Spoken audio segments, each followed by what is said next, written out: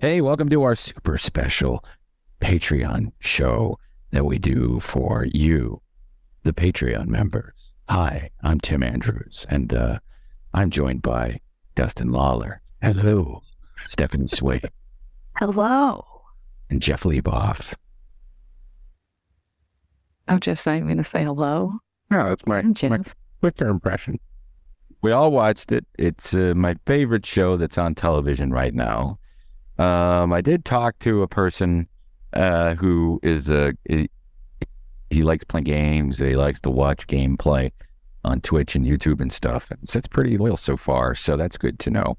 And his name is Sean, and I hope he feels better. So this episode, Last of Us, episode 2, which is currently on HBO and HBO Max. Some big news for the show is that HBO's largest ever viewership growth for a drama from premiere to episode 2. So that's pretty big. People are really digging this show.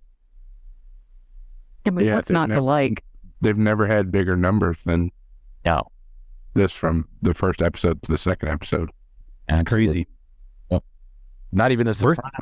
Yeah, that's what I was going to say. Sopranos didn't even rake in that, nor did Game of Thrones. So that's kind of cool. Or did Euphoria? It's like, I don't like you talking shit about you. I like Euphoria. Jeff and I both watch Euphoria. It's a good show. It's a lot. I can't watch it. I'm not allowed to watch stuff like that in the house. It's too porny. Yeah, a lot of porny in it. And then there's actually a chick on it who was an actual porn star. Yeah. So second season, that girl with the lips that. Oh God, yeah. In the crack house, yeah. She doesn't seem. She was bitching. That's why I know about it. She was bitching about it. I did it on the Von Hessler Doctrine last week as Paul Stanley. She's complaining that she was treated better in porn than she is in certain circles in regular Hollywood. And of course, that made the news, or whatever is construed as the news in the entertainment world. But anyway, we don't have to talk about Euphoria. I'll watch it one of these days when it's on TBS at 9 o'clock in the afternoon or 3 o'clock in the afternoon. I don't think you'd like it, honestly. I wouldn't waste your time. Why? Because it's all... It's a little too heady. It's more of a me and Jeff show. Yeah, you're not allowed to watch it. You're Ted Lasso from watching Euphoria. I've watched a couple of scenes because they always show up in Reddit. Yeah, the Sydney Sweeney scenes. Her turning around, her tits hanging out. Oh, I shouldn't look at this. Anyway, so we're talking about... The tits hanging out. How about that lady on the table in Indonesia? Now, that was not cool. Okay, but that's how cool. I love what they're doing with the show. They're opening the show from, and it's 2003. We're in Jakarta, I believe, in Indonesia. And the mycologist, Ibu Ratna, played by actress Christine Hakim, she's India's #1 expert in fungi, and they pick her up wherever she's eating lunch someplace, and they pick her up and take her to the lab, and they show her the body, and she cuts into it, and then the things start coming out of the mouth, right? Isn't that where they start coming out? Yeah. And so she plucked one out, and it started moving after she plucked it out. Yeah, it started moving, and she got freaked out. And then, you see her, and then with the policeman or whatever that guy was, an army guy in Indonesia, and he's like, what do we do? And she's like, bomb them, bomb the city. And then she realizes right then and there she needs to go home and be with her family. She wants to see her family for the last time because she knows they're all dead and there's nothing they can do to stop it. Now, I would have used a nuke, but Indonesia probably doesn't have nukes, right? Yeah, I mean, go ahead. I was going to say they were also trying to bomb and not bomb quarantine areas. So they were trying to bomb certain areas of the city so they couldn't decimate the whole thing. I'm sure they used them in other areas. Yeah, probably. But I like that the show is doing that. It's kind of a slow roll, seeing the progression of it. And I wonder if they're going to continue doing that in every episode. But then they cut from that, and then we go back to Boston, where Tess and Joel and Ellie are trying to they're out of the city now. They're out into the, whatever they call it, they're out of the QZ and into the main city. And you can see all around that Boston has been bombed in an effort to try to stop the outbreak. So it doesn't look like they use nukes, but I wonder what they use. Just, fly planes over and bomb the shit out of it. Like carpet bombed? Yeah.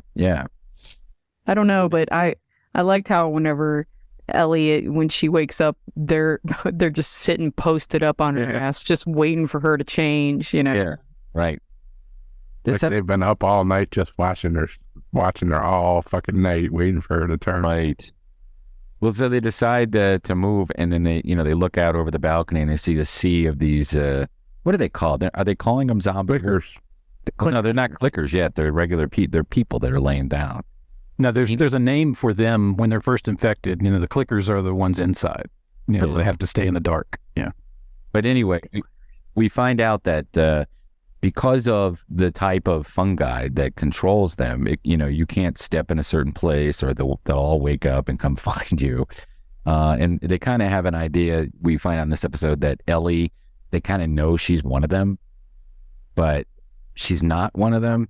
And she's the key, they talk about that at the beginning. Yeah, Pedro's character, Joel, is like, yeah, she's the chosen one. We got to get her to save humanity, blah, blah, blah, blah, blah. But as the episode unfolds, they figure out, well, we're going to go through this museum, I guess, or something like that. We're going to go through this museum and try to avoid this sea of, people just laying around ready to kill them.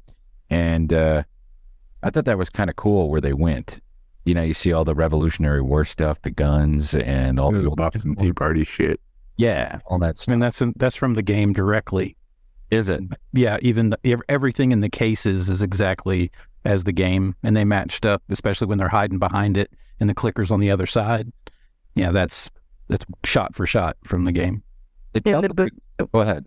I was going to say, and then we also learn before they go into the museum how they're all connected. Yeah. So if you step on one of these vines, if it's still alive, it can alert them up to a mile away. Yeah, and then they all come for your ass. Right. So he was checking to make sure those vines outside were dead before they dry. Yeah. Yeah, dry. Yeah. Yeah, because they based that on a true patch of the largest living thing on Earth, which is in Oregon, which is a underground group of fungus that's like 4 square miles long, and it's interconnected. So I mean, if you touch something on one side, it can pick it up, a mile away. That's kind of true to life. So I like how they're really bringing it in. And that's where they changed from the game too, because the game had spores that are everywhere. When you breathe them in, you get it. But they didn't want to have Pedro Pascal in another show where he wears a mask the entire time. So wear the mask. It would be a lot easier if you had the mask on and had a lightsaber. Yeah. Yeah. He needs the child. Yeah. Not Ellie. Yeah, exactly. The child could just, lift them all up and, burn them or throw them into space or whatever. Grogu gets monster from Star Wars. So then they they're in there and they're walking around. It was very tense. I felt like I was playing a game, but it was intense. I had a lot of, I wasn't even looking at my phone or playing a game. I watched this show. A lot of shows I'm on the phone and I'll pick it up if I miss it. But this show I'm watching intently. It's really good, man. And then we start seeing the clickers, which they kind of look like, God, what are those monsters called in that 50s movie, the Triffids? They remind me of that. Maybe the Day of the Triffids. Yeah. Yeah. Triffids. They just have those weird heads and there's spores growing out of their head and all that. And they walk around. So they can't see. They can only hear. Yes.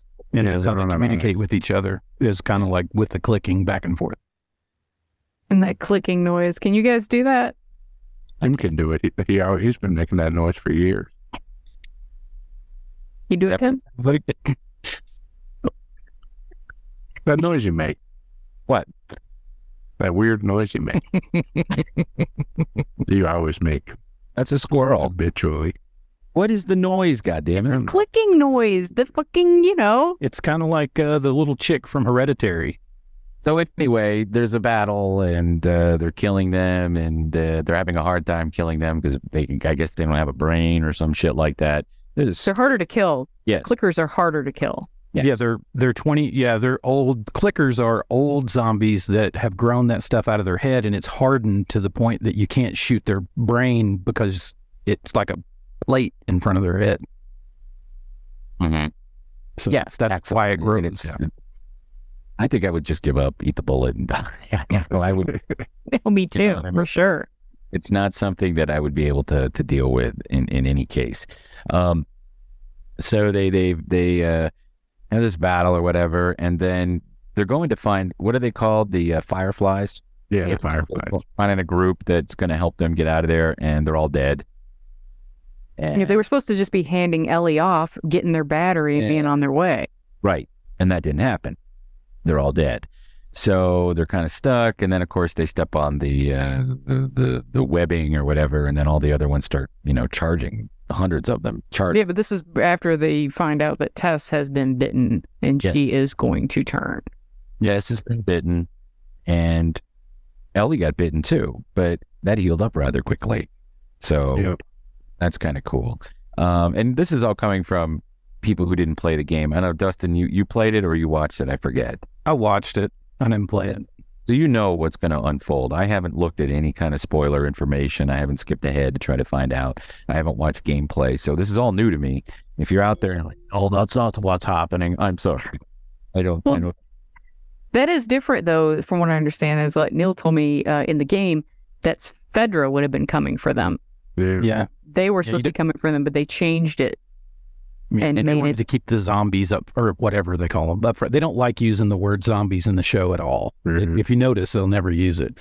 But yeah, it was supposed to be Fedra that killed the Fireflies, and then you don't even see the zombies until next, because this is all the first hour and a half of the game, so you're still learning how to play. So you're kind of, it's showing you how to, when he puts the plank over from one building to the other and they walk across, that's most of the game, is you learning how to move stuff to move these people forward. So it's kind of like Tomb Raider was, where you have these little puzzles of, like when she was walking in the hotel and she didn't know how to swim. In the game, he takes pallets and floats them across and gets her Ellie on it and then floats her, across the water. Well, that's when they're walking. Was that the sewer they were in? It was a hotel lobby. Yeah. Hotel lobby. Yeah. I kept expecting things to come out of the water. And that's when I started getting all tense. I'm like, oh, fuck. So Ellie's so funny, though. I love that whenever they went to go walk the plank, and he was like, she goes, I know it can be scary. She was like, that was scary. This is wood. Yeah. She mean right across it. Ellie's hilarious. She's like, yeah, just when we need a sick kid. And she goes, you're a sick kid. Bella Ramsey is the actress's. Yeah. Okay. She's got Haley Joel Osment face. Yeah. And it does, yeah. Mm. She also reminds me of Rob McElhenney. No, 11, the actress. Just in her delivery. Why can't I think of her name? 11. What is her name? Millie Bobby Brown. Millie Bobby Brown. Yeah. But she's a good actress, and I didn't know she was in Game of Thrones. Well, yeah. Yeah, she was. Yeah, she was the leader of one of the tribes, or the Bear Island. She's the Bear Island chick. You're right. Yeah. We with Bear Island. There's like 7 of us. We stand 5 years old. All 7 of us. I mean, 5 years younger. So I mean, she's even more of a kid when she was doing that. She's the one who convinced everybody to Trust go along with them. Yeah, and fight the White Walkers. Well, the stage 1 creatures are called runners because they still have their muscles. Runners. So they're runners. Stage 2 are stalkers, where the cordyceps infection, it's like 2 weeks to a year after the infection. Then stage 3 are clickers. Oh, and then there's stage 4 bloaters. Yeah, we haven't seen them yet. Yeah. You ever play that? Where that's it? Stage 4 is as far as it goes? That's what it says here. Bloaters only form after many years of infection, though the exact amount is unknown. These are the least common type of infected in the story due to how long they take to form. They're bloated from the extent of their infection. The fungus has completely consumed their bodies, causing them to swell to inhuman sizes. So that's what we saw in episode 1 when her and Joel were sneaking into the building, and there was that one that was like blown against the wall. Maybe, yeah. Maybe. It was all splattered on the wall. Or the one in the that's coming up out of the ground in the previews coming up, the big one. Yeah. I think that's a bloater. The other one against the wall, I think, is a dead one because it grew out of him and completely desiccated on the wall. Shit's creepy. So Tess sacrifices herself after a long discussion, convincing Pedro Pascal, Joel, to take Ellie. He's filled with grief 20 years after his daughter died. So basically, Ellie is going to be the person he protects. So it's just the two of them, and she's sitting there with the lighter. And that was an intense scene when Tess is there trying to get the lighter to light the Zippo lighter. She can't get it. All those creatures, all the runners. Taking time to make out with the zombies. Well, yeah, the zombie that was bitten, right? She had the zombie runner had to have known she was bitten, could sense it. It kind of slinks up to her, and all that shit comes out of his mouth and into hers. But in that last desperate whatever she had, she was able to get the thing to light, and then boom, the big explosion. And that's sort of how the episode ended up, right? They just kind of walk on, Ellie and Joel. Yeah, and Joel looks like he hates Ellie's guts. Yes, he does. And Ellie looks like she hates his guts. And off they go. I think after they walk across the little plank and Tess is still sitting behind them, when you're expecting something to grab her through that window, he has that conversation with her, and I think at that point he starts to really associate his daughter with her and like someone to replace that love that he lost. Because when she walks off, if you notice, the first thing he does is look at his watch before he walks off. Mm-hmm. Did you like the Easter eggs though? I mean, the things that they explained. Yeah, like when they're talking at the beginning, they ask, where did this start? She asked, where did it start? And she said, in a flower factory. And if you remember, that means that all the flour that's been coming out of there from the first episode, you have the cookies that she doesn't eat, the biscuits that they don't eat. He says he's on Atkins, which means he doesn't eat anything gluten-based, so he would have been avoiding it. He doesn't get the cake. Yeah. They just happened to miss it like every time with that stuff. And that was kind of neat. In Indonesia, the people that were infected worked at a flour mill. The flour manufacturer, yeah. So that's where it supposedly started, because she said that's a perfect substrate, which it is. I mean, yes. I did mold remediation for years with Service Master, and it's kind of funny watching this show now. All this other little jargon and stuff comes back, but yeah, it's the perfect thing for it to grow in. All it takes is some moisture, and it's off to the races. Dude, Dustin, you would be like a superhero in this world. Yeah. Because of all your knowledge of self-kill. That's what I You'd be like Svet in The Strain. Like, I know how to kill it. That was the rat guy, right? And The Strain. Yeah. Which this does remind me of The Strain a lot.